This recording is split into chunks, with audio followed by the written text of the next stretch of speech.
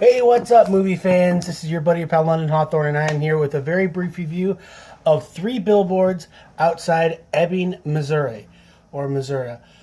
This could very well be based on a true story. I'm sure that certain things in this film have unfortunately happened, and this is a telling. It's a very dark film that has some comedic elements to it. It's a true-to-life film. Frances McDormand plays the mother of an unfortunately slain, abused daughter who was walking out one night and was found shortly after murdered and burned.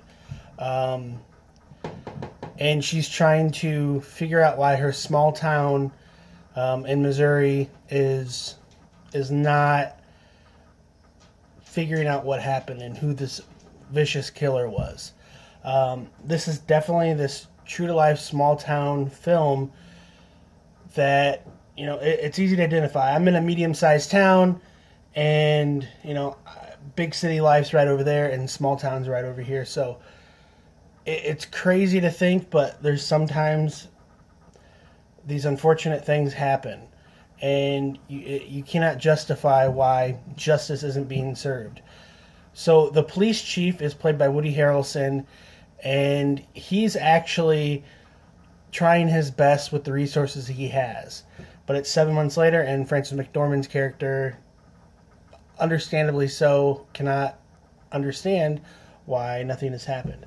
One of his underlings is played by Sam Rockwell, who is this hard-headed guy, this detective. He wants to be a detective so bad, who is kind of a goober, and who has his own opinions on how life is, and he's got a very terrible track record with a lot of the citizens of the town. Frances her character also has to raise her son and try and figure out a way to keep him sane and keep him going. But she's a tough, hard-nosed lady who is taking no guff. It's been 7-8 months since this unfortunate murder, and she is going to figure out a way. So what does she do? She actually rents 3 billboards on this dead-end street almost, and she is asking questions. I'm not going to say what these billboards are, because I want you guys to see this movie and see if you think that it's an ethical thing to do. But she meets these characters. And the thing I like about this film, I love a lot of things about this film, but what I like is you see these characters and you see that good people can do bad things and bad people can do good things.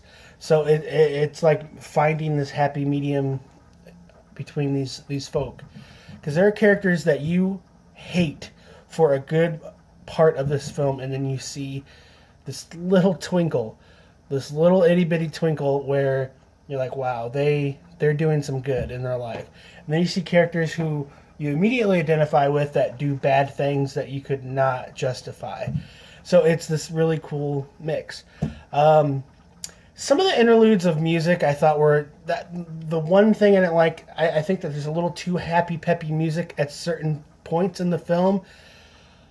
But that's pretty much my only negative in this film. The acting's phenomenal. Peter Dinklage gives a really good performance as someone who's trying to kind of court Frances McDormand's character.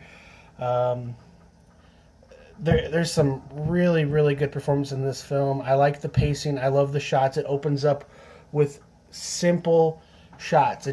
There's not a lot of jump cuts in this film, which is one of my big pet peeves. I love a long, sustained performance shot very well, and that's what this film does.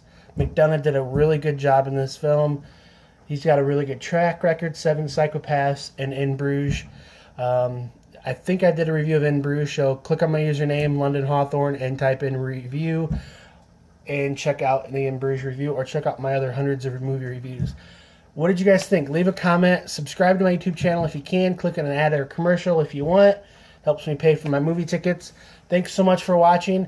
And I love talking about movies. So if you have any recommendations, even ones that you want me to avoid, leave them in the comment and let me know.